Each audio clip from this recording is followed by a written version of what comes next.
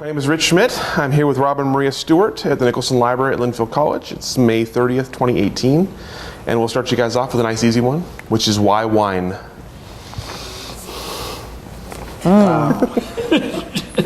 That's not that easy. Well, I think that, do you mean why did we choose wine in the beginning, or why wine now, or? Yes, that's both all of those. Of those things. Well, I can speak for myself and say that in the beginning I was very attracted to the wine and food component, which still remains an important part of our lives and what we do. But I really very much appreciate the way wine and food bring people together, and I think that that's really one of the greatest things that we do is create something, not just the wine, but the entire experience where people come together in community and friendships are made and life is celebrated, which is a very important part of life, sure. Maybe the most. Before I tell my perspective, what's interesting is it's a common ground, and especially the environment, the political environment we're in today, it's nice to have a common ground. And we joke about how we sell to the Catholics and the Presbyterians and the Episcopalians and even the Baptists, the doctors, the lawyers, Republicans, Democrats. Sure. It seems to be a common ground, and I think Maria's, she's a foodie for sure. And I think, just to reiterate, food and wine bring people together. Sure. So my story goes back way before I knew that wine was something I wanted to do. I recall my grandparents had a summer home on Lake Erie on the Canadian shore. And it would be summertime and very humid there. It's near Buffalo, New York, had kind of summer humidity.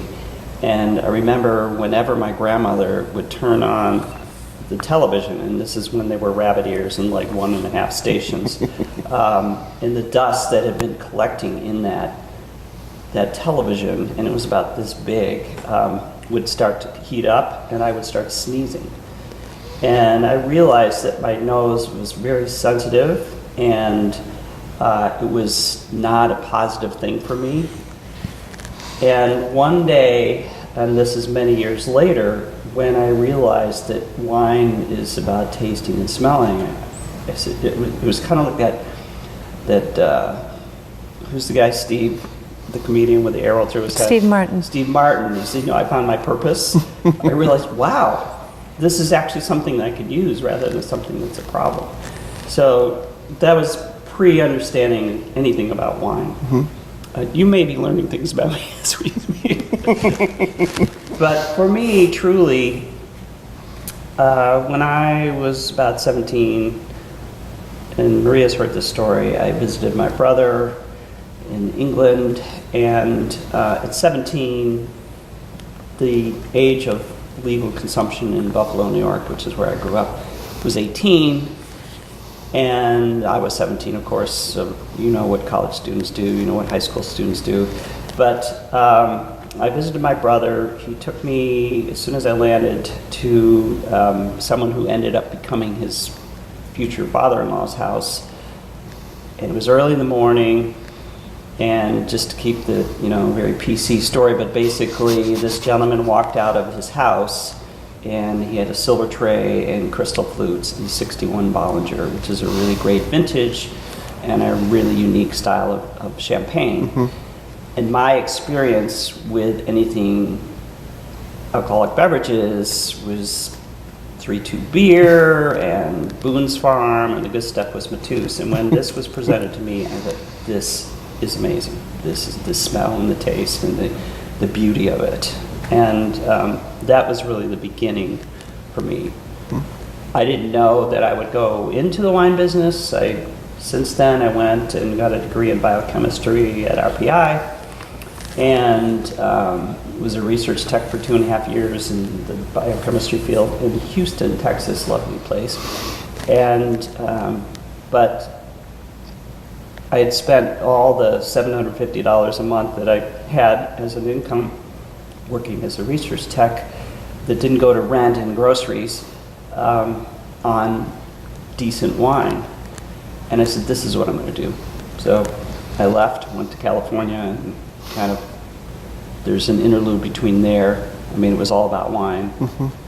And between when I met Maria, but it was all about... Well, Rob's brother, the one he mentioned that he was visiting in England, was living in Southern Oregon at the time. And so Rob went from Texas to California to go to UC Davis and learn how to make wine, and was there for a semester. Yeah.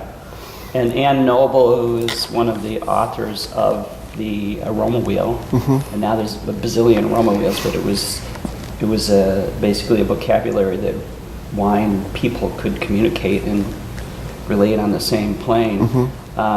She said to me, "You have a degree. You don't need another degree. Just get out and get a job. Start working in wineries."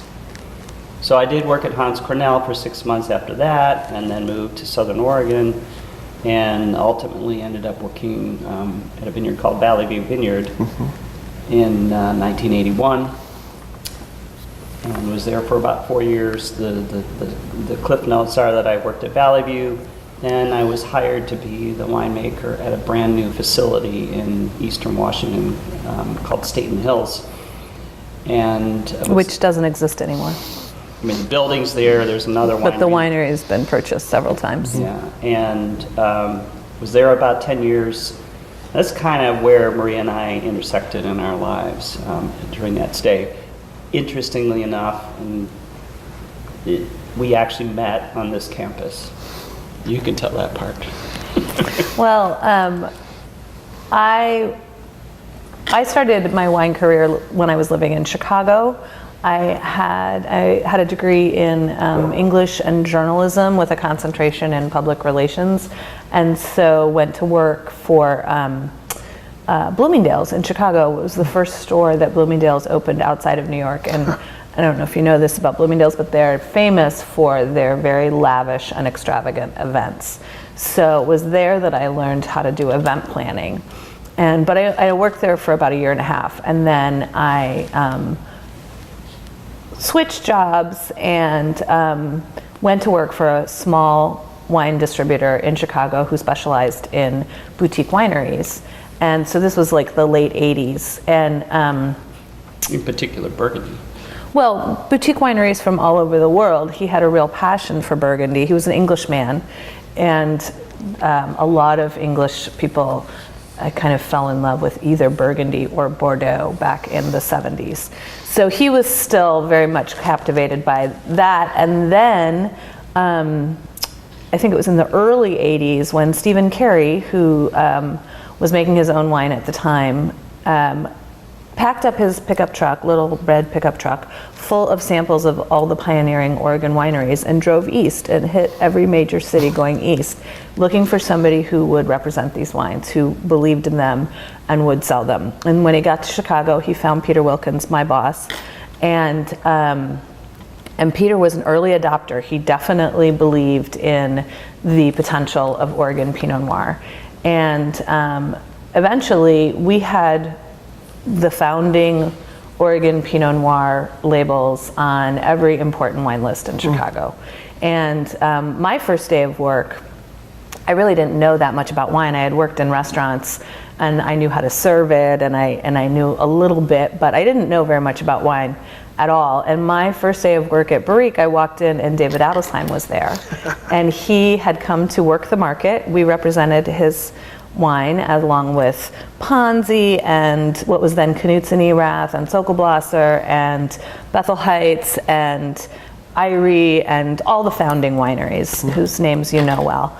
And so my new boss asked David Adelsheim to spend a couple hours with me teaching me about Oregon and the Willamette Valley and why Pinot Noir, et cetera. So it was kind of a wonderful, I had no idea I was I was working with such who would end up being so historically significant to our industry. But over the years that I worked there, every time we would have winemakers or winery owners come and visit us in Chicago and work the market, which is still the way we all sell wine in other cities, I always had the greatest affinity for the ones who came from Oregon. I seemed to relate to them the best and enjoy them the best.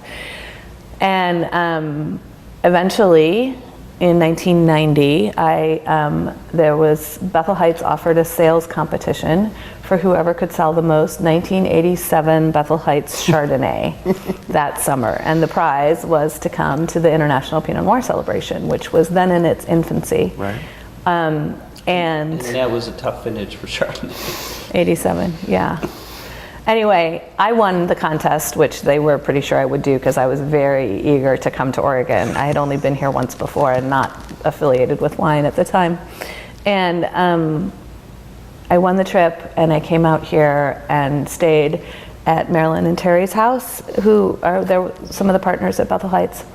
And Rob was here as a featured winemaker for the IPNC because he was making a little Oregon Pinot Noir, or Washington Pinot Noir. Well, was it Oregon? It was Oregon Pinot Noir from Forest Vineyards. Oh, right. It was from Forest Vineyards.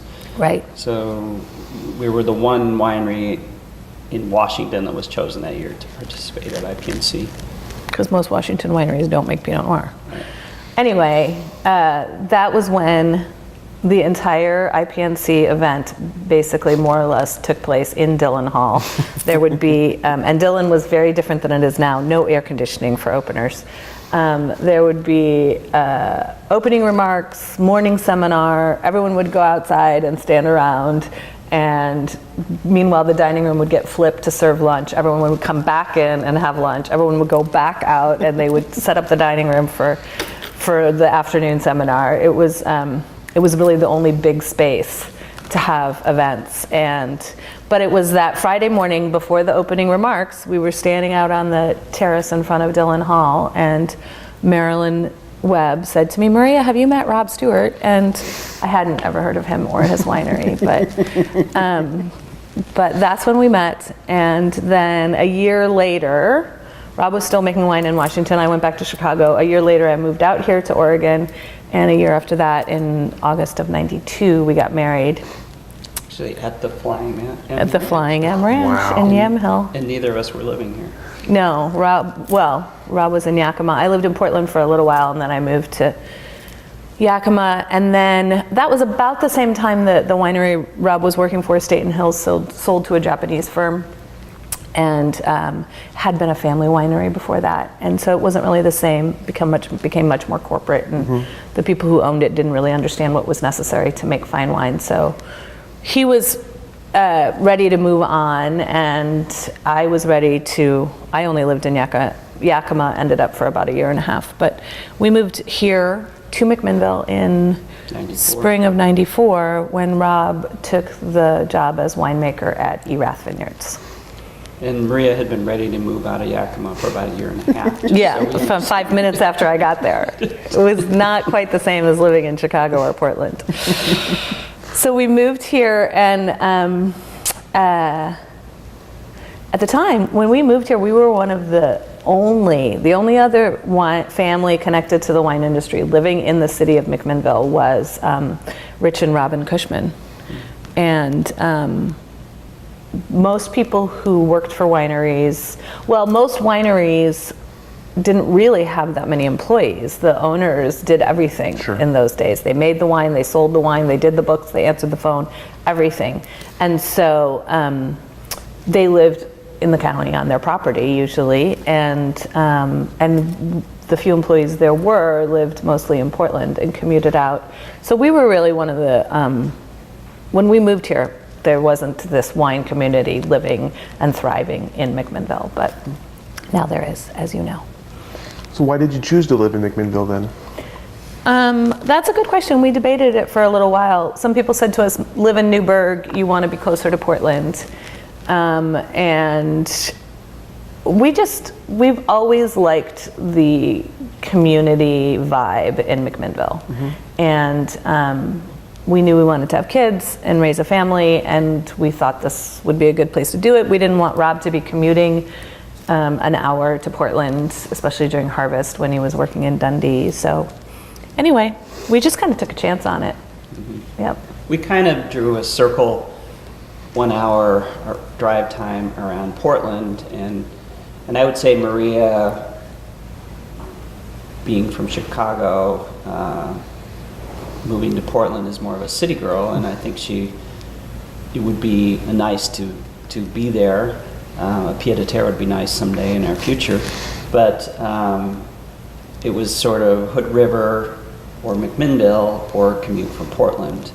And Hood River was a little, even though it's lovely there, it's a little kind of, was more closely like Yakima, and we were done with that. And we saw a lot of culture in a little tiny town called McMinnville, and I think that drew us both here. I don't think we ever thought about living in Hood River while you were working at ERAF. Well, but previous to that, that would have been really a commute. Okay, well, anyway. It was next question. So we moved here in 1994. Yeah. And that was interesting because Dick Erath hired me, and Maria had to stay back in Yakima to facilitate when we could move, because we didn't know where we were going to live. And Dick Erath, so we had met him, we liked him, we knew him to some degree. I'd known him from the early 80s, but he was in Europe for, I want to say 3 weeks. And he said, well, why don't you just live at my house? So we didn't have a place to live, and she didn't have a place to live. You have to edit this out. We don't need to talk about living in Dick and Joan's house. That is not interesting, and it's kind of weird. We didn't have a place to live. Okay, fine, but then we got a place to live. Okay, all of that you can take out. Okay, where did we live? The interesting thing about you going to ERAF is that you were the first winemaker that Dick had hired and actually called the winemaker, because before that he had done all the winemaking himself. And he was reluctant to give that up, that control, and to give that role up. But he had hired somebody, obviously Rob, who had been a full-fledged winemaker in his own right at a winery that made, I don't remember how much wine you made at Staten Hills, but 20,000 cases maybe. And so he was, once Rob got there and got comfortable, he was better with letting Rob actually make decisions about making the wine, etc. But it was an interesting period. Rob worked there for almost, I think, 9 years. And meanwhile, I actually went to work as the assistant to the then director at the Pinot Noir celebration. Remember, I said I had a background in event planning. I went to work for Pat Dudley, who was the executive director at the time. And after about 6 months of working together, she looked at me and she said, I've just been waiting for you. I'm ready to give this job up, and you're going to take it. So shortly after that, I became the executive director of IPNC, which obviously had played a significant role in our lives already. And then I was working there, and when we got pregnant with our first child, and Joe, was born on the Saturday of one of the event weekends. So on Saturday morning, we went through the whole event on Friday. I was 9 months pregnant. Woke up on Saturday morning in hard labor, called up Pat and said, I'm having this baby, you gotta come in and take over the rest of the event, which she did because she was still close enough to be able to do that. And our son's name is William Joseph, and people immediately, at the Salmon Bank that evening when his birth was announced, people immediately started referring him to as Billy Joe Pinot. Last summer, I told you he's in mass communications here at Linfield, and last summer he interned doing social media for IPNC, and when he was walking around campus, there were people who said, wait, are you Joe Stuart? You're Billy Joe Pinot? 20 years later. So anyway, but then after our second child was born, I left the position at IPNC, and Amy Wesselman became the executive director. And then now we're in 1999. And I went to work at ERAF eventually I did some freelance event planning and other things, but I went to work at ERATH as well, managing the tasting room and doing events there. And Dick and Joan ERATH really wanted us, they wanted to sell the winery and they wanted us to buy it. Because none of their children were interested in owning the winery. It's something that happens a lot. You're seeing a lot of it now in either succession or sale of a winery. But that was when, so we did actually try to do that for a year or two. We got some investors together and seriously pursued buying ERATH, which we obviously ended up not doing. And that was a good thing for us. And eventually Dick sold ERATH to St. Michel. So, but we started our winery in January of 2002. And was there a turning point or an impetus to why you started your label and when you chose that time? Like, what made you ready to do it at that point? Well, my point of view is that we knew Dick was not going to sell it to us, and there was just Eventually. We every time we brought an investor to the table, he sort of didn't like that scenario. So, but the reality is, he did not want. Maria pointed out a lot of people having this issue of succession. He really didn't want to sell, but he knew he had to sell. It was like two people in the same head. He wasn't quite ready. And we were working our tails off for somebody else. I was being groomed. The interesting thing, I was being groomed to understand the business of the wine industry, and that's one aspect that I had no knowledge of. And Prior. So we saw what was going on, and we said, if we're going to work this hard, we're going to do it for ourselves, because Dick can't make up his mind. So we left, and then 9/11 hit. So we're like, oh boy. But we committed ourselves to do it. And there are a lot of really great things that Dick passed on to us.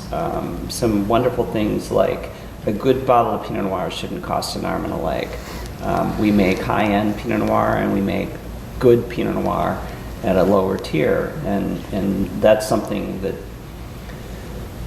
I think more and more people are finding out, that one, that's a good business decision, and two, it's you're going to have more customers that will grow into whatever you want them to grow into. But that was a huge thing, and appreciation for growing.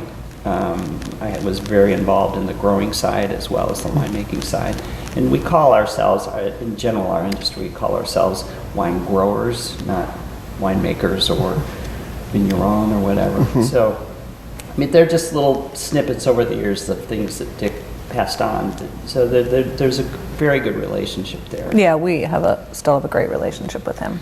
But I just want to put a little point of information in here. So to give you a perspective of what I've seen, I started out in the Oregon wine industry when there were 34 wineries in the state, and now there's over 700. And what was interesting for me, I totally immersed myself in this industry, and while in Southern Oregon at Valley View Vineyard, I was part of a founding chapter, and I was the young kid of the Oregon Wine Growers Association.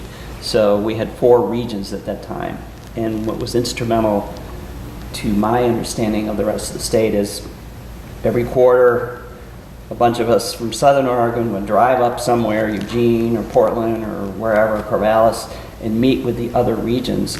And that welded, for me, better communication with the people like David Adelsheim, Dick Ponzi, certainly Dick ERATH, Terry Castile. I mean, these are all, and there are a lot of names that I'm not saying right now, but it immersed me in this community that was statewide, and there weren't a lot of us. So just wanted to. And that was the beginning of, you always hear about how the Oregon wine industry is so collaborative, and a little bit those of us who've been around a long time kind of take that for granted, because that's just the way we are. It's just the way we've lived and grown in this industry together. And when we talk about what's the future of the Oregon wine industry, that's something that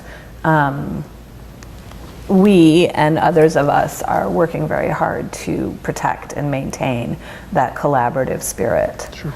I did want to go back to something that you said about Dick Erath and making more affordable Pinot Noir. For a long time, Oregon had a reputation of making beautiful Pinot Noirs, but they were way too expensive for most people to afford. And it is expensive to make wine here, but we also, part of our philosophy in founding our winery and just our life's philosophy, it goes back to what I was saying before about building community. We want people to be able to afford to drink wine every day. And we drink wine every day. We have a bottle of Pinot Noir on our table. We think other people should have that too. It's one of the great pleasures of life. It's part of good health and good eating.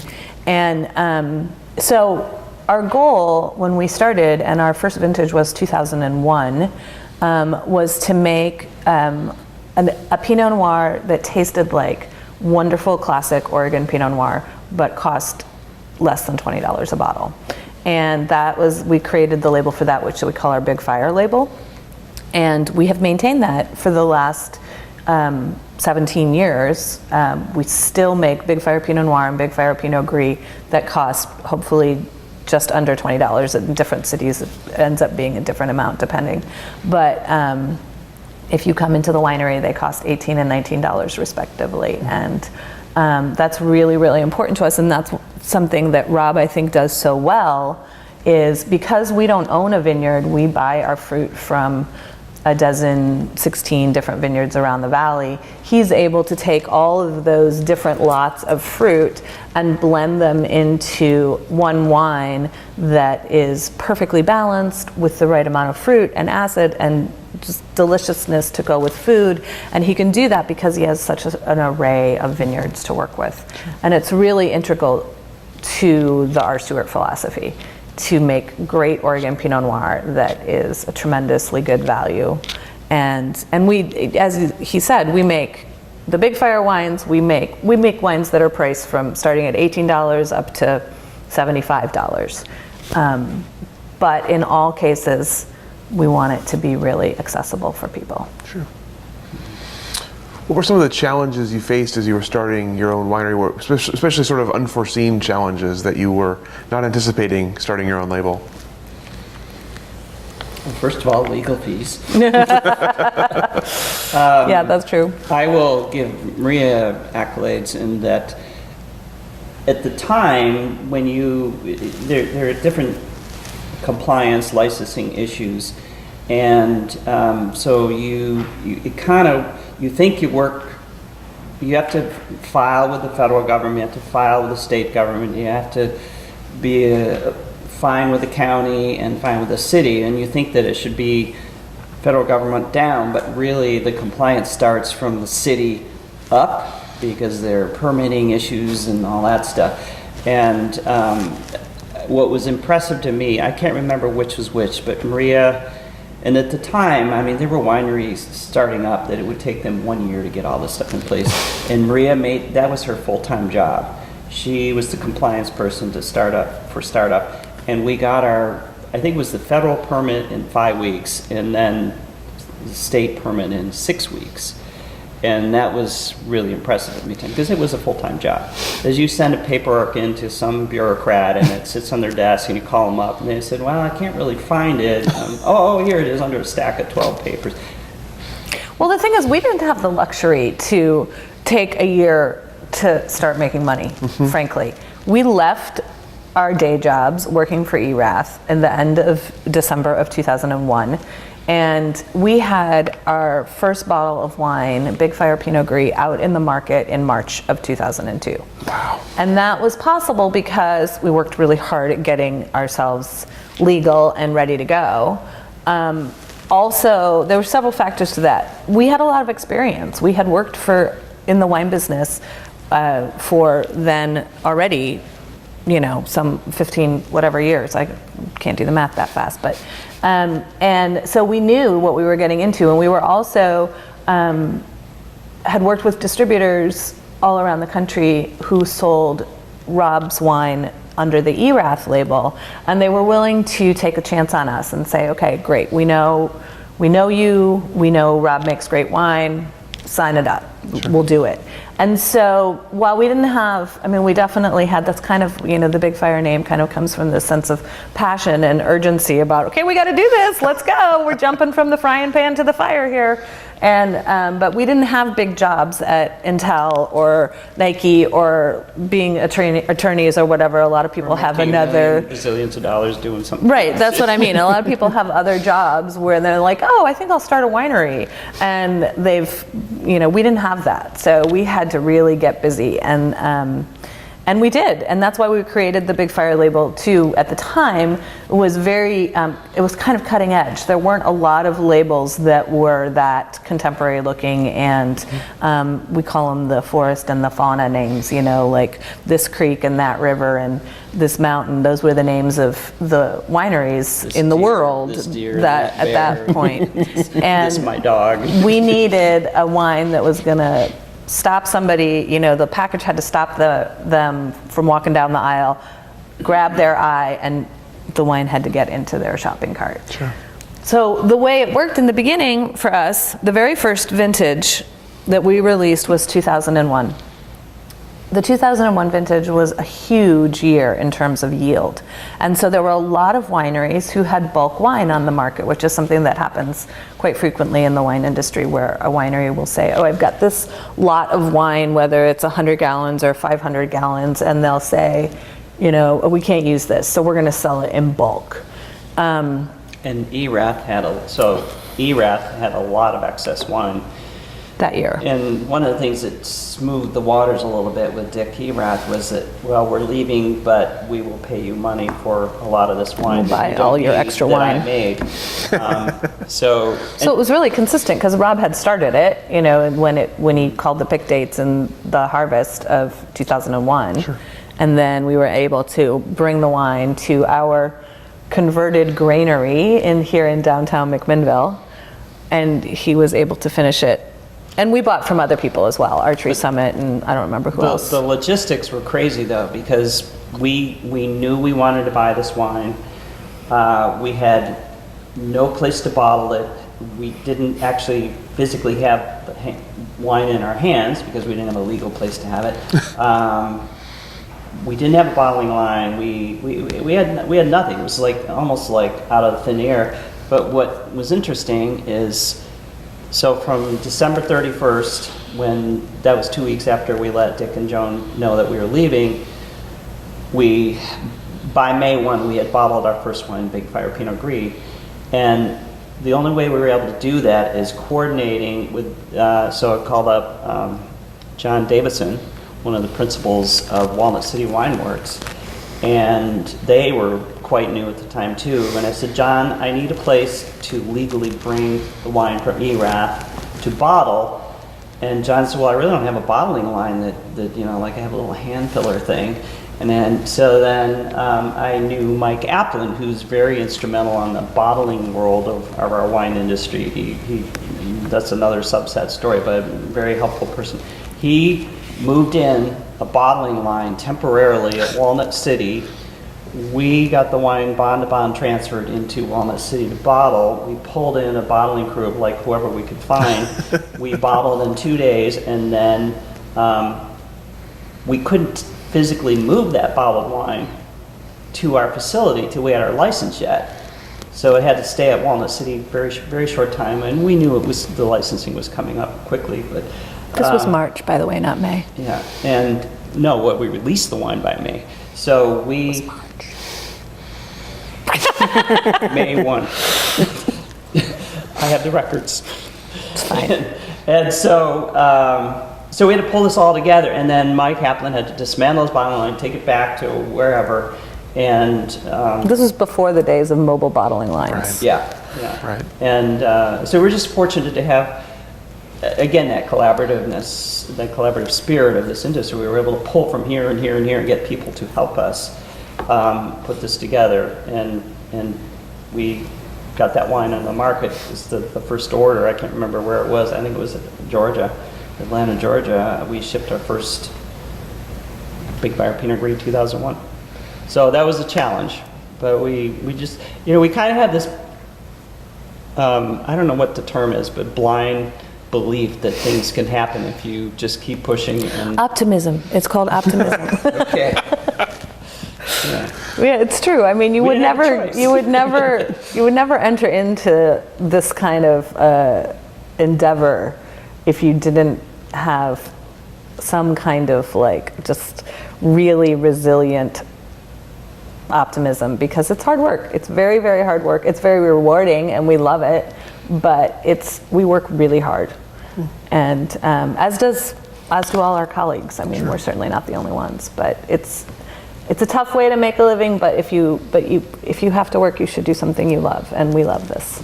So, and I will say, I don't know if I'm speaking for you on this or not, but I'm one of those people that if someone says you can't do that, that I'm doing it. Sure. Did you have any trepidation about working with each other, and how did you Yes. and how have you made it work both at ERATH and now on your own? You can answer that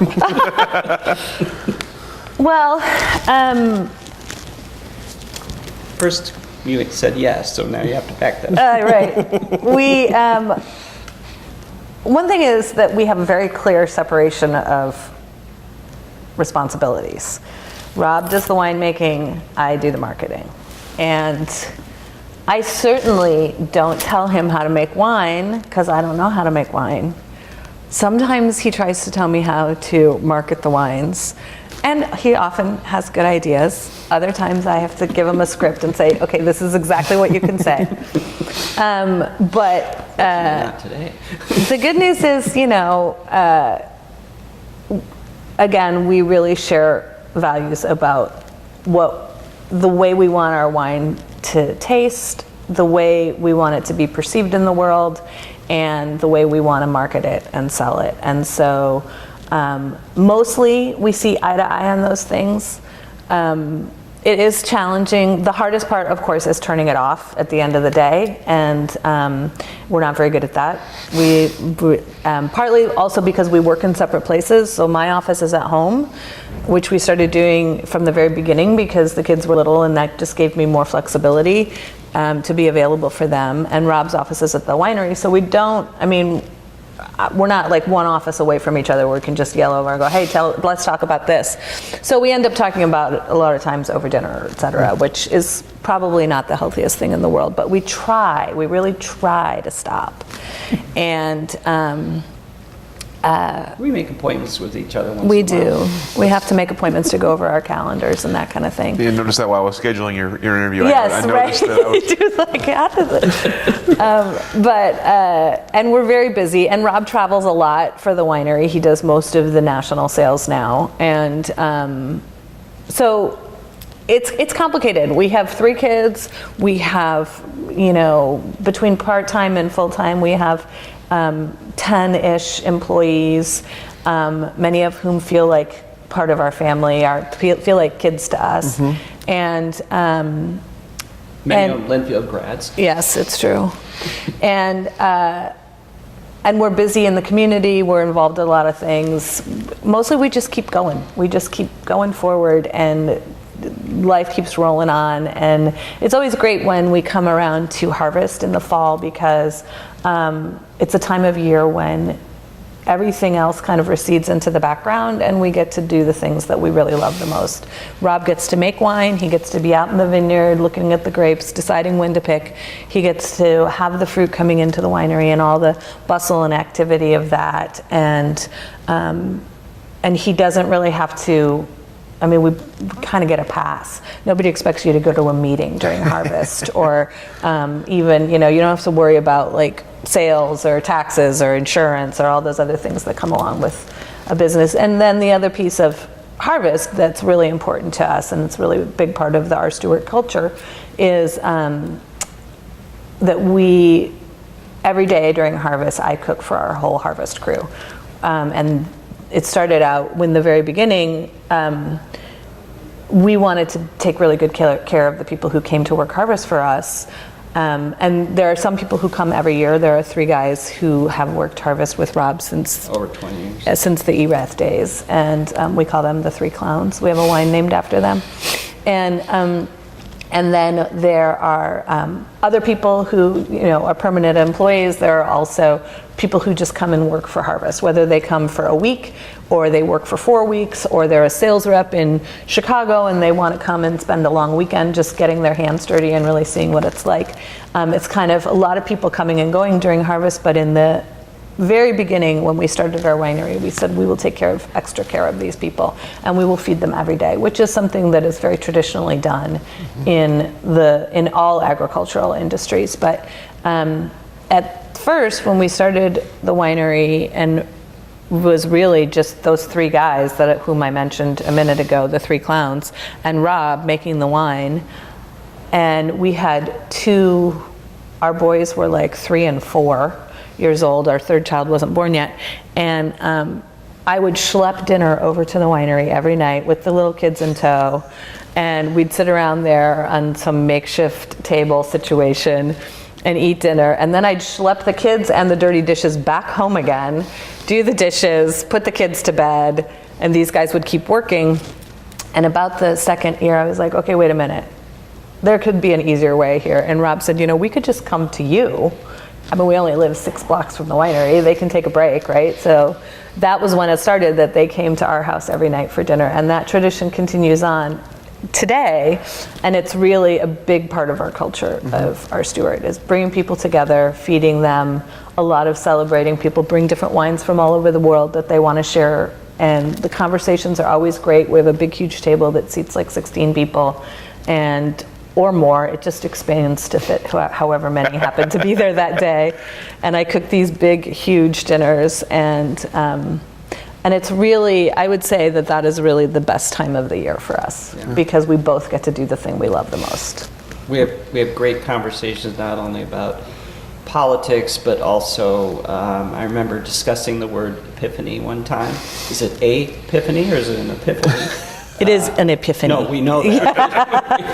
But I mean, we get it off into these things. There's always great music, somebody playing the guitar or something. Yeah.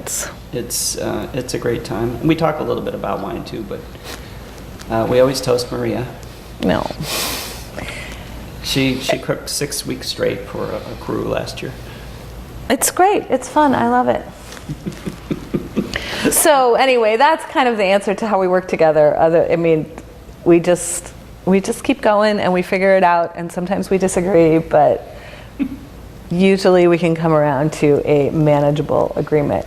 The one thing that we always try really hard to do is not put our employees in the middle, because that would not be fair. So, yeah. So Rob, tell me a little about your winemaking philosophy and sort of how you've developed it over the years. I suspect that most winemakers, I haven't really done a survey on this, but make wine the way they think it should taste, the way they like, what they like about wine. And I think to back up a little bit, when people come to me and say, well, I want to be a winemaker, or I want to be in the wine industry, and I said, well, first of all, take a vow of poverty. And can you work hard, because the hours can be terrible, and you better have passion, because that's what's going to get you through. And you can see there's a good percentage of them that just walk away like, oh, I thought I was going to make a ton of money, and this is going to be like a very famous world. Have a fancy chateau on a hill. Yeah, used to say wearing berets and sitting in cafes, but so. What I do tell them, though, is first you need to know the basics. At Valley View in Southern Oregon from 81 to 84 was what I called my boot camp. And I just learn how to grow grapes, learn how to ferment grapes, just learn the basic technique. And then ultimately, the last year at Valley View, I was like, well, I made this wine and I made this wine. I wonder if these go together. And I just started doing that.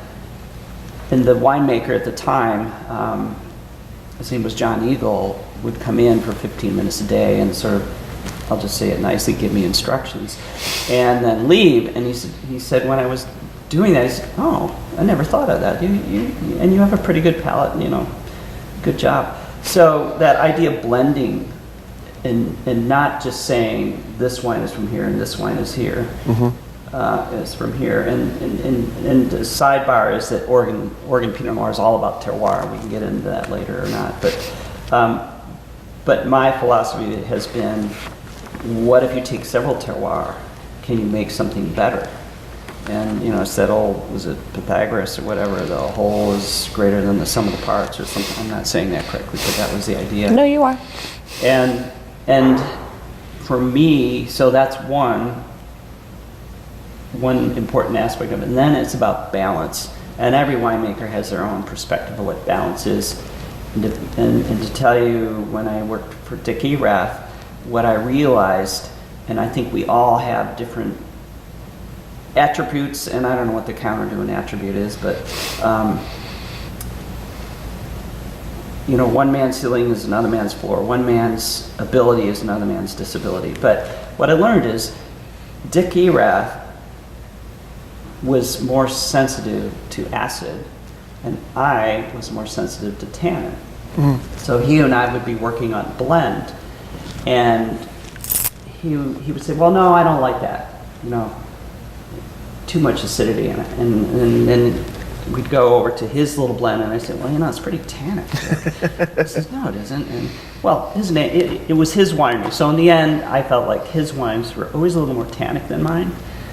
And so I realized that the fact that I couldn't perceive acid as well, and we all perceive it, but I couldn't perceive it as well as him, was affecting the way I make wine.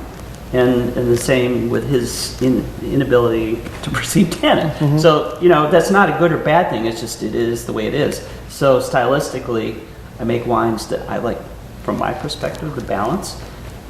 Fruit is so important.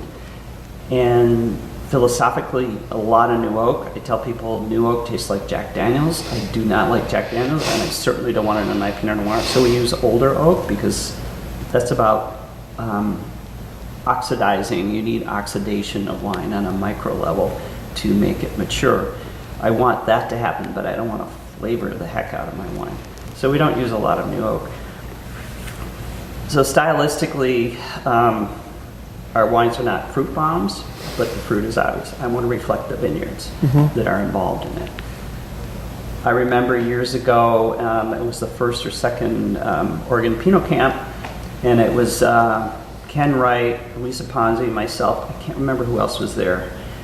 And we were having a panel about single vineyard designated Pinot versus blending.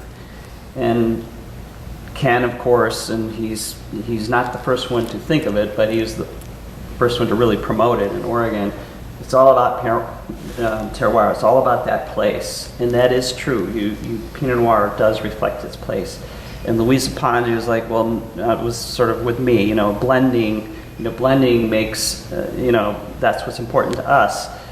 And I do remember it was the one time when Ken was in public and we were all there having this conversation. I said, so Ken, are you saying that single vineyards are better than blended wines? And he said, no, that's what I prefer. So he has always espoused his philosophy. I've always espoused mine. Louisa was funny because she believed in blending, but then she said, but if you have a vineyard 40 years old, well, she was one of the few that had a vineyard 40 years old, then it's all about terroir. So, everything is subjective in this industry. There's no right or wrong. But we do both. We have our flagship Pinot Noirs, Big Fire, Love Oregon, Vignette, and Autograph are blended. And when we say blended, just for anybody who's listening to this who might not understand, we don't mean a variety of grapes. We mean Pinot Noir from a variety of sites, but it's 100% Pinot Noir. Those are all blended, but we also do 5 or 6 single vineyard Pinots every year, mostly because they're interesting to us. Not because we think that they're making a better wine. We don't, actually. We think the blended wines are more perfect, basically, because they're perfectly balanced. Rob is the master of balance. He makes beautiful wines that are the perfect amount of acid, just the right amount of gentle tannin, and the fruit shines through so that you really know that you're drinking an Oregon Pinot Noir. And they always go beautifully with food. And so we make wines in both ways. And some people prefer the single vineyards and some people prefer the blended wines, and that's fine. The single vineyards we do in tiny quantities. We do like 50 or 100 cases of those. It's not really what we base our business on, but they're still important and interesting and fun.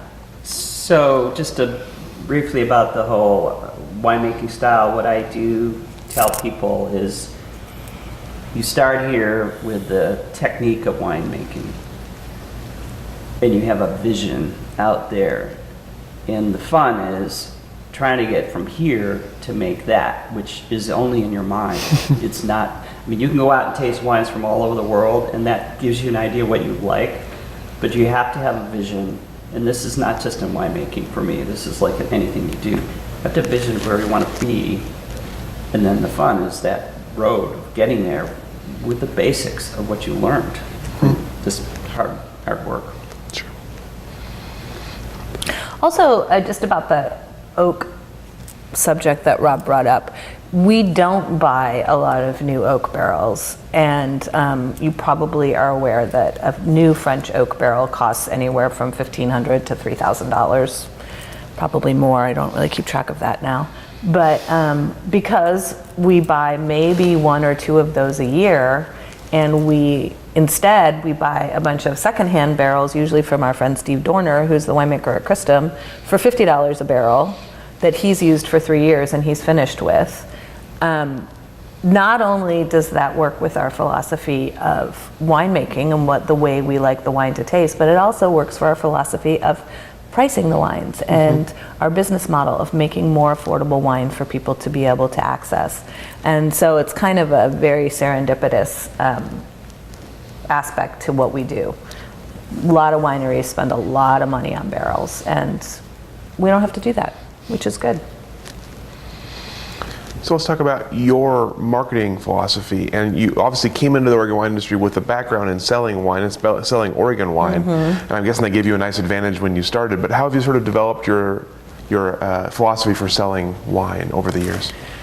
Well, it's kind of interesting. One of the things that we said when we started our winery, after working for other people in various capacities for a long time, is we said that we wanted to make kind of an unwritten rule, and that was that we never wanted to sell wine to anyone we didn't want to have dinner with. And we've really pretty much been able to stick to that. You know, there are a lot of people in and around wine who are quite taken with their wine knowledge, their wine collection. They're very proud of their cellars.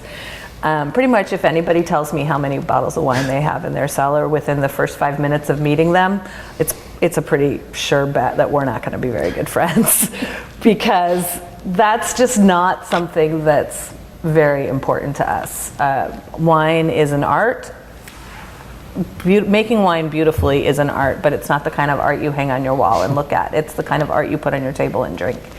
And so that colors everything in our philosophy of marketing the winery and the wines. The whole experience is, we want people to get to know us. And so for instance, when I write copy for the website or tasting notes or an email newsletter or whatever it is, I always write as if I'm talking to a friend because I am, you know, the most important thing to me is that we cultivate relationships with our customers, and whichever customer it is, whether it's a wholesaler in Georgia or Chicago or Ohio or wherever, or it's a waiter who's working in the floor of a restaurant, or it's a salesperson who has a bag over their shoulder and takes samples out all day long, or if it's the person shopping in a Whole Foods in suburbia, or person who walks into our tasting room, all those people are customers of ours, and we want them to know who we are, who the real Rob and Maria Stuart are. And so that's just basically our approach. pretty honest, pretty genuine. Our social media is full of pictures, snapshots that we've taken on our iPhones, not, big, gorgeous commercial photography, though, I mean, we have some of that, but even the person who takes our pictures for us, when we do hire a photographer, is a friend, We like to do business with our friends, and we like our customers to feel like friends, and many of them do become friends because obviously somebody who's looking for a big fancy chateau experience or big 99-point wines from the Spectator and fancy there's nothing about our Stuart winery that is pretentious, and we aim to keep it that way. And people who are attracted to us and want to buy our wines like that usually, because they get a little bit tired of that kind of other scenario. Not that there's anything wrong with it. It's just like in the many styles of winemaking. There are many styles of marketing and selling your wine. There are many styles of enjoying it. People can do what they're most comfortable with. And the good news is that if somebody wants that, that's out there for them. But our Stuart doesn't have to provide that. Sure. So you talked about how you don't have any of your own grapes. You're sourcing from other vineyards. How have you developed those relationships? And have you ever thought about expanding and growing your own grapes? Well, yes. I think to talk about the growers, first of all,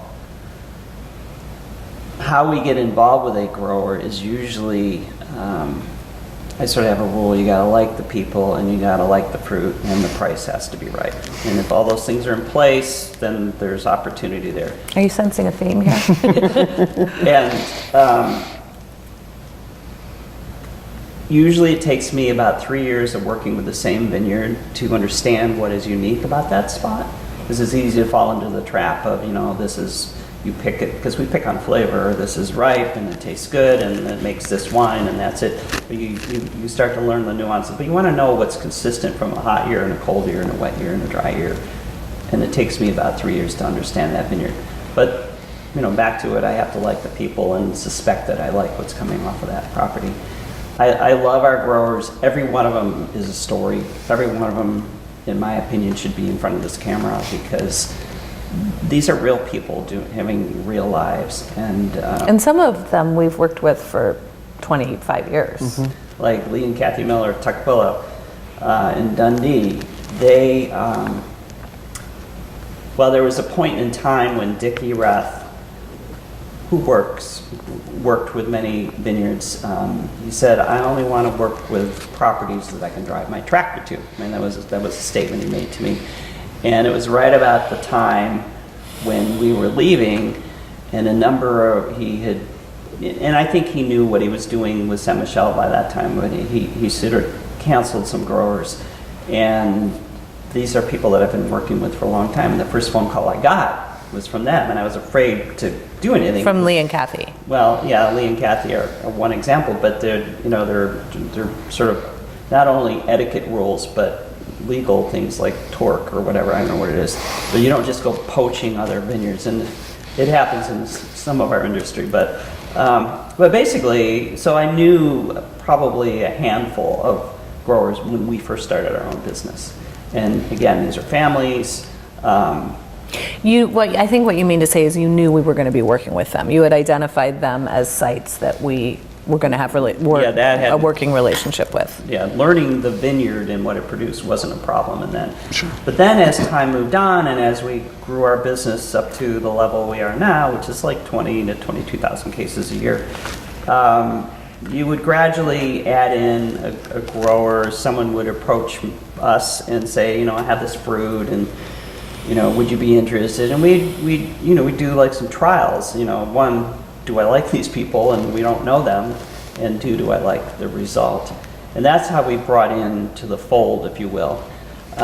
What's interesting, we now control 2 vineyards, if you will. One is Courting Hill, which is up in Banks. Mm-hmm. Jimmy Lydon is 97 this year.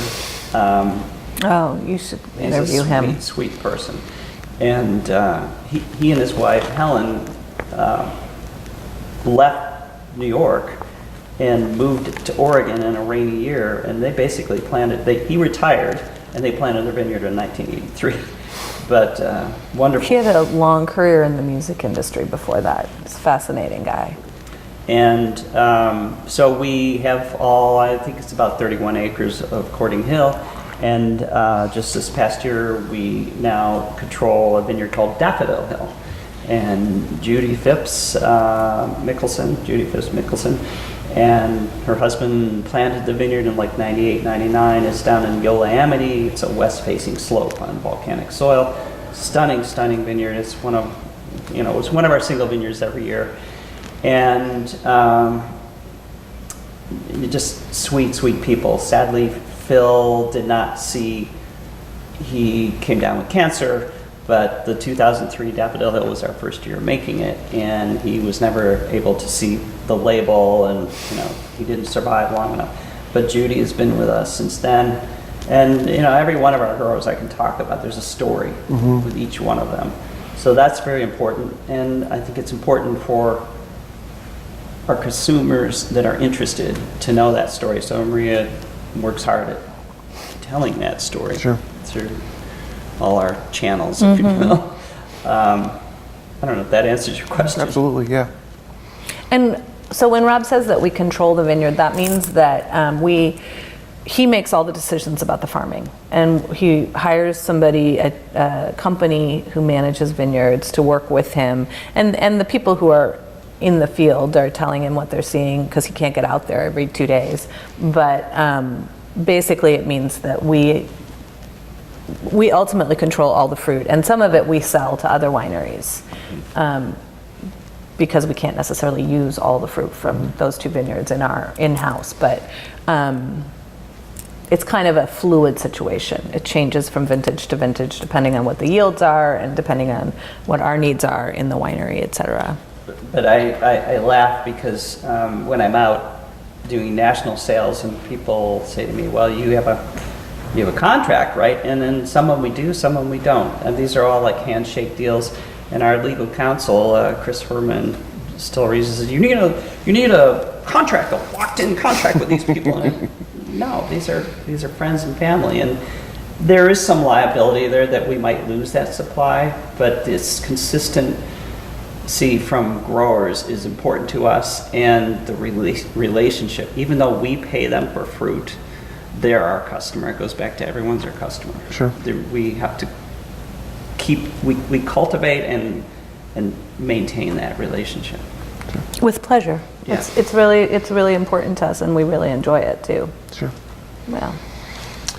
Let's talk a little bit about your relationship with Linfield, since you have so many different relationships with the school, starting with meeting at IPNC and sending a child here. So talk a little bit about IPNC to start with. You took over IPNC when it was pretty young still. Yes. So tell me a little bit about your experiences with that and sort of future between now and then experiences at IPNC. Well, so IPNC is the International Pinot Noir Celebration is so instrumental to how the Oregon wine industry has become what it is today. And the history, some people don't know that the history of the IPNC is actually was started, it was actually a group of local McMinnville business people who said, look at all these wineries popping up here. It was the McMinnville Chamber of Commerce. We should have a wine festival. And so those people, those business people, Ken Patton is one name that comes to mind. He was at Hewlett-Packard when Hewlett-Packard was here, right here. Right here. And they went to the wine community and the founding wine growers and Nick Pirano, who had Nick's Italian Cafe, and said, we want to have a wine festival. Let's have a wine festival. Maybe it should be a competition. And again, true to the spirit of the Oregon wine community, they didn't want to have a competition. They wanted to have a celebration. And they had this idea that if they invited wine growers from all over, Pinot Noir producers from all over the world, it could be this great meeting of the minds and an educational and celebratory event. And so eventually that's what it became, and it's really one of the things that makes the IPNCs very unique in wine events around the country, is the strict maintenance, maintaining that celebratory spirit, and the balance of education and fun through the weekend. So in the very first year, it sold out. That was before my time. I think that were about 150 people then. The first year that we came in 1990, I think it was up to maybe 300. Again, still selling out. Everybody fit in Dillon Hall. Right. You know that couldn't happen now. And now it's up to, I'm not exactly positive, but I think about 700 people, 600 or 700 people. And that is possible because of half the attendees going off campus one day and the other half staying on campus. And then coming together, it's always been really important to bring people together in the evening for the dinners so that everybody knows they're at the same event. And it's always been really important to keep the event small. You know, there was a time when I was director where we were selling out, like, you know, we'd sell out literally in 24 hours. The entire event. And it's a 3-day event that starts on Friday morning and goes until Sunday at noon. And it would sell out. I mean, we would send out at the time it was a printed brochure that we would send out snail mail, and people would hit people's mailboxes, and they had to fill out the entry form and fax it back. And literally, I'd come into work the next morning and there would be faxes all over the floor. It was like a sea of fax paper, and we'd be sold out. And it was really important to have the timestamp on the fax. You guys don't even really know what that is, but it was really important to have the timestamp on the fax so that you knew when they came in, because half of those forms, those people would be on a waiting list. It was in my tenure that the board decided to institute a lottery for tickets, which was very, very difficult to implement because there were a lot of hurt feelings along the way, because there are people who had been coming since, some people treat it like their summer camp. They want to come every year. And that's a wonderful thing. That's a great compliment, but it also precluded then any new people coming. If the same, at the time it was 500 people were attending every year, then no new people get to come. And the mission of the event is to spread the love of Pinot Noir. Sure. So it's changed a lot over the years. When after I left and Amy took over as the executive director, and that was in, again, 1999. And eventually Rob, I think, became a board member, and it's a volunteer organization. I mean, it's a nonprofit organization that's run by a very small staff and a lot of volunteers. And so the board of directors is made up of volunteers. And Rob was a board member for, I don't know, 6 years or something. Longer, because I was for ERATH, and then when I left, when we left ERATH, I sort of stayed on the board, and then I said, shouldn't I go out? And they, no, you need to stay. I mean, yeah. The thing is, it's a working board, and you get a job, and you work. Yeah, and it's not paid or anything. But and then, well, one way or another, we were involved for 20 years straight, and we're taking a break. Of the 32 events I think we've attended in one capacity or another, either as staff, a board member, featured winery. I think I've counted like 27 of the events. Wow. Yeah. So then after Rob had a long tenure as a board, then there was like a year break, and then I was on the board for 8 years, and I think it was 8 years. I can't remember, but that tenure just stopped last year. So last year I was president emeritus, and this year we're sitting out the IPNC, which is very odd. It's very unusual to like have it going on and not be. We've only done that a couple times, but I don't think we've ever been in town before when we haven't been here. No. Anyway, our 15-year-old daughter is babysitting for one of the California winemakers' little kids during the weekend of so we'll still be here. But it's a fantastic event, and it really is. It really showcases the best of Oregon. Even though we're hosting these other wineries from around the world, it's yet one more opportunity where people comment on the wonderful community spirit of the Oregon wine community. And we work together to make it happen. We work together to put on the best event we can with the most interesting seminar topics, which are thought about, 2 or 3 years easily in advance, because sometimes if you want to ask 4 winemakers to create a specific wine to talk about on this panel, they have to know about it 2 or 3 vintages before they're going to present it. So it's a lot of planning, it's a lot of time, and it's very, very important that the quality of the event remains high. I was going to say this, that when the event was selling out so quickly, and it still sells out every year. Maybe it didn't during the recession for a couple of years, but now it's, tickets go on sale in February and it sells out in April. It's much more civilized. But because we can handle more people for one thing, but we did spend a lot of time talking about whether to move the event away from Linfield to a potentially bigger venue. I can't remember. We looked at other colleges like Pacific University and places in Portland, other potential places to have the event, so that we could grow it, so that it would get beyond 500 people, which we were limited to at the time.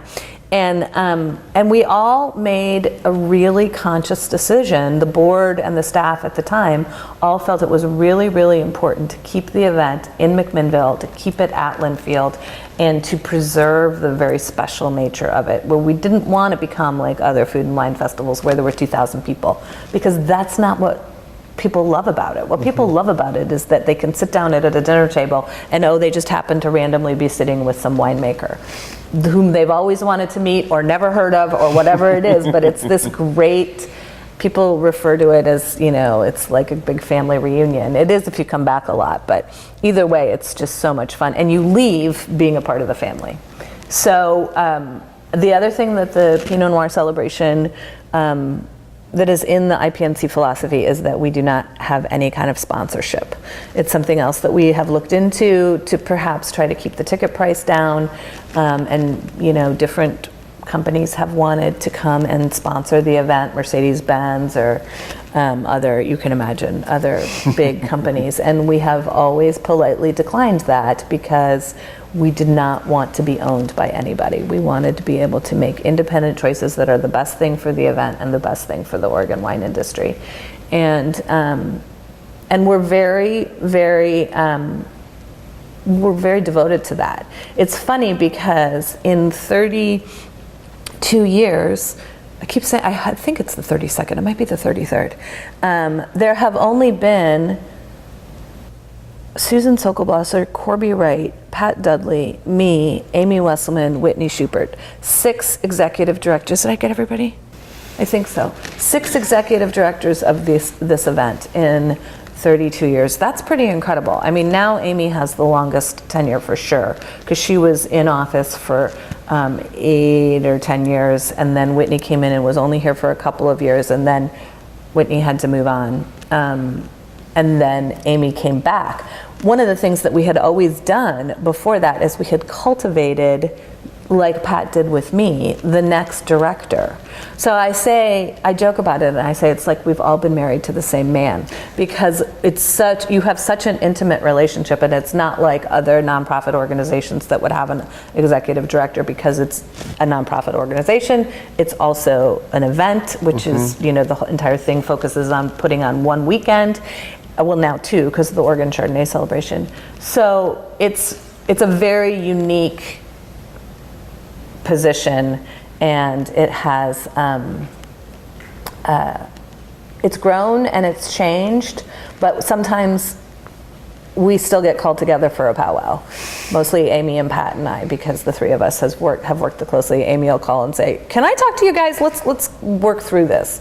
And that happens less and less the further away we get from it, but it still does. The Sisters of the Order of IPNC. That's right. And I will just say, being married to one of them is an interesting, I think. Oh yeah, the husbands always get roped in. The husbands of these women, they're, I need this, I need that. Right. And I don't know if I should tell my story. You don't need to. So Linfield, I think, you asked about our relationship with Linfield, and we have, I think it started because I was on staff at IPNC and therefore worked very closely with the staff of Linfield to put the event on. And just through the years, we've watched this grow from kind of a small college that was, I don't even know how to describe it, a little bit podunk, I guess, to an institution that has really upped its game and offers a very, very high quality education. We have found, when our oldest son, who's just finished his junior year here, was looking at schools, none of us even thought that he would go to Linfield. We all assumed he would go away because when you're 18, that's what you should probably do. And he was dead set on going to one of the W's, Whitman. He was sure that's where he was going to go to school. Well, at first he wanted to go to U of O because he wanted to be in the journalism department there, but it was really important to me and also to Rob, but I'm so much more vocal about it, that he go to a small school. So, because, at least for the first 2 years, because I just wanted him to be able to get on his feet and manage that new level of independence and responsibility in a smaller situation. So, we got a postcard in the mail from the admissions department inviting us to come to a senior walk-around day here at Linfield. And I said, Joe, we should just go do this because it's right here and we should be looking at lots of different schools and why not? And he said, okay, fine. And then it was on one of the Monday holidays in the winter, like President's Day or something like that. And the night before was Sunday night. And I said, okay, now remember, Joe, we got to be at Linfield at 8 tomorrow morning. So even though there's no school, you got to get up. And he said, I don't want to get up. I don't even want to go there. Why are we even going? We're not going. I don't need to go to that day. And I said, well, look, dude, you RSVP'd that you were coming. And I have friends who work in the admissions department. So we're not showing up. We're going whether you want to go to school there or not.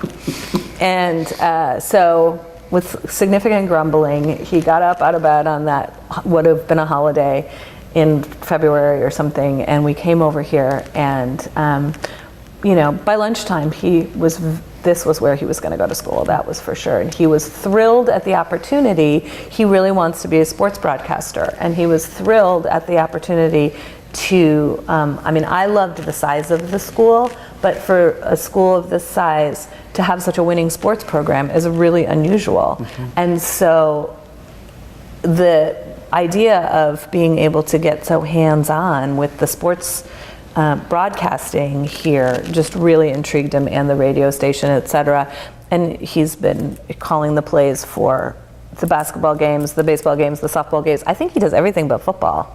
I'm not sure. Do you know? Do you guys know?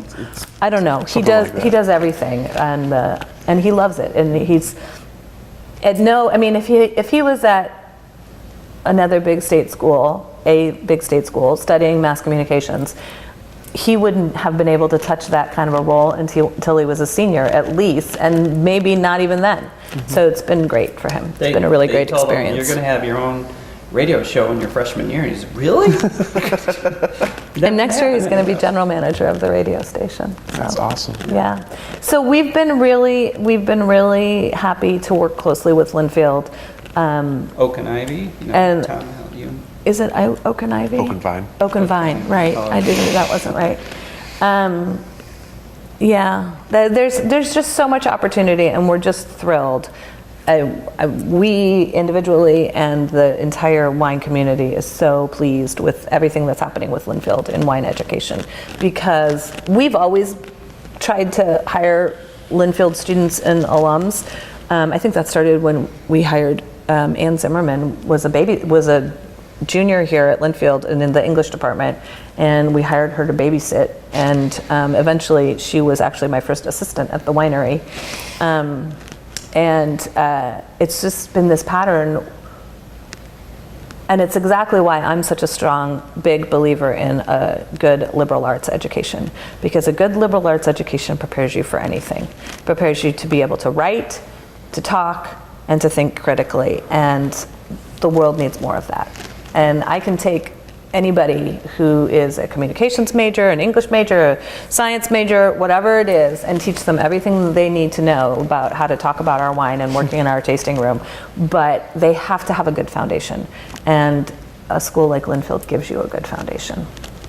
And then Greg Jones, I mean, he's kind of like the weather god for all of us in Oregon and beyond. And It's a great thing. when they hired him, I'm like, really? Really? That's fantastic. We're really excited to see where the program goes. Good. Us too. Yeah. So let's talk about where you see our Stuart in the next 10, 15 years. What you hope it People does. have a different point of view. No, I mean, we don't. We do and we don't. My sister says to me, what's your retirement plan? Basically, our retirement plan is to work until we fall over. Yeah. I think succession or whatever, we don't know. Sorry, go ahead. You're good, sorry. Okay. At this moment, it does not appear that any of our children are interested in being in the wine business, I'm which is kind of holding out for the next 5 years to say for that to be a yes or a no. But in the meantime, I think we're still thinking about it. I think I'm good for another 10 years. But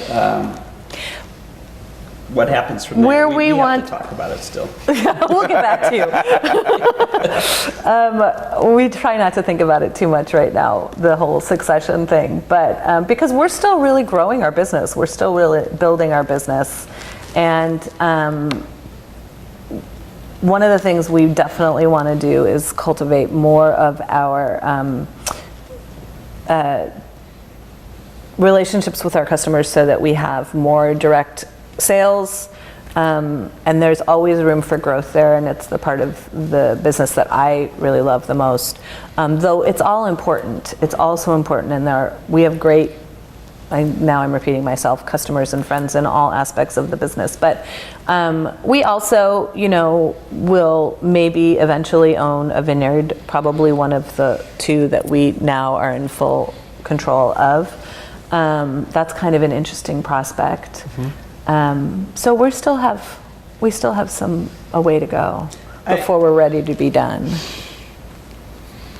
Often I'm asked the question, so when will you build a winery? And I have to say, maybe I'm sort of set in my ways. I love living in McMinnville. I love where our building is. It's not a perfect building for making wine, but it works. We know it works. And there's something about the commute. As Nick Perano would say, my commute, it's a little longer when I have to crawl home. But when the winery is 7 blocks away and the wine bar is halfway in between, and I can be anywhere in McMinnville in 5 minutes if I need to be home for something. There's something about that rather than being out 20 miles out in a beautiful setting, but you're not connected to your community. I love the community of this town. And, we have visions of having, like some people have a second home at the coast, if we're ever in the position to have something like that. Well, for me, a second home, well, for Maria, it'd be a pied-à-terre in Portland. It would be a place on the coast, and it would be a place in a vineyard out, 10 miles out or something.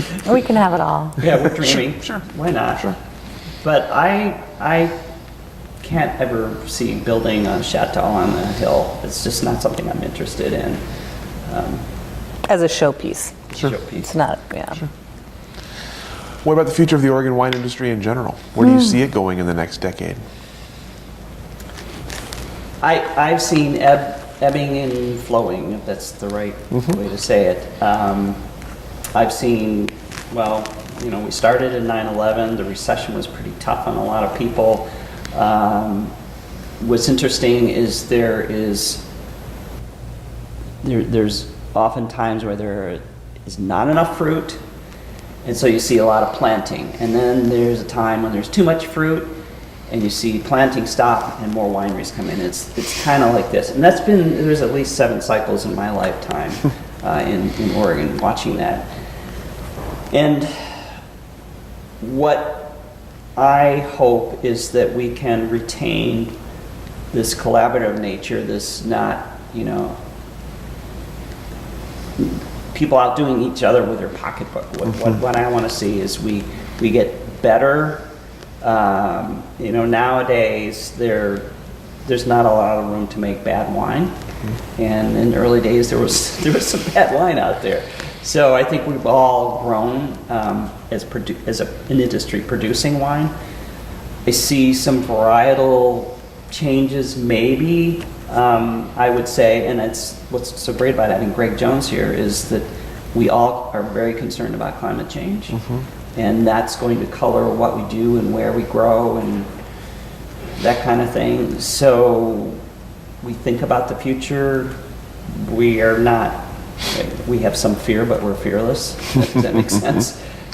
Because we know how to make wine and we know how to grow grapes, and what will that become? I can only say it will be better, but there will be more wineries, but there will be an attrition of wineries as well as any growth thing. Yeah. No, it was just that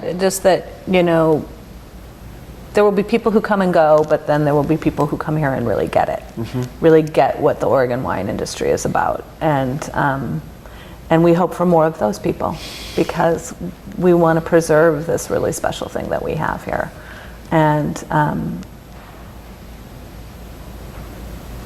we will keep working to do that as long as we're working. I mean, we'll continue to be on boards and committees and work with the city and work with the county and work in any capacity we can to protect that and maintain it, and also demonstrate that for the next generation. I think that's really, really important. There are a lot of young people in the wine industry now, a lot of people just starting out, and it's important for people like us to not only continue to work in the roles that we have in shaping the future of our industry, but also cultivating some newer people, and this is definitely happening, to come in and take those leadership positions and maintain the standards that we have established for the Oregon wine industry. Yeah, I mean, there are wine industries all over the world, and some are become more prominent than others.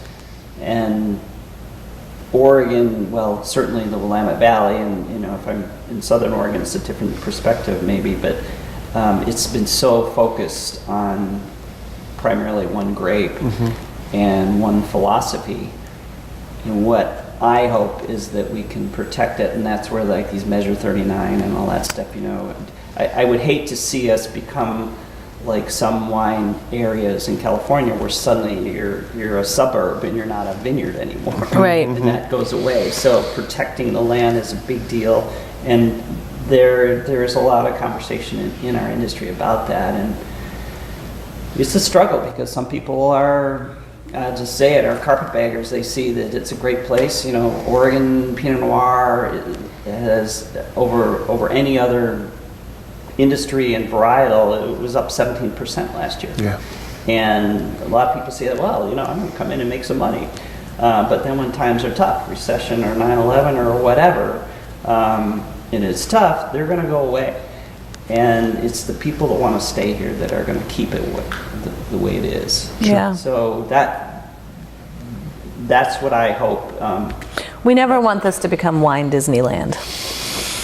McMinnville in particular, I think there's a risk of that, and for instance, I'm on the board of Visit McMinnville, and one of the reasons I wanted to participate in that was to be sure that to really help shape the future of where we were going with McMinnville as a tourism destination. Sure. Yeah. So you can't stop progress, but you can at least help shape it. Exactly. I'm thankful for the people that started this industry, the 7 or 8 families. We didn't mention the Campbells, but they're part of it. Campbell's important. And I've always felt like people look at me like, where are you in this timeline? And I said, well, I'm not a founder, and I'm not the second generation. I'm a half generation. We're kind of in the middle. We're on the mezzanine level. People say, you're still here? And so I'm fortunate to have, and Maria in her own right, from the Chicago selling wine perspective, we're fortunate to know all these founders, and some of them are gone now. I think of David Lett for sure, and and I can list several names of people that are not here anymore. But I feel very fortunate to know the beginning, and I feel like, And also be part of the future. yeah, I feel lucky to be here. Well, thank you both so much. Thank you. This is great answers and great conversation.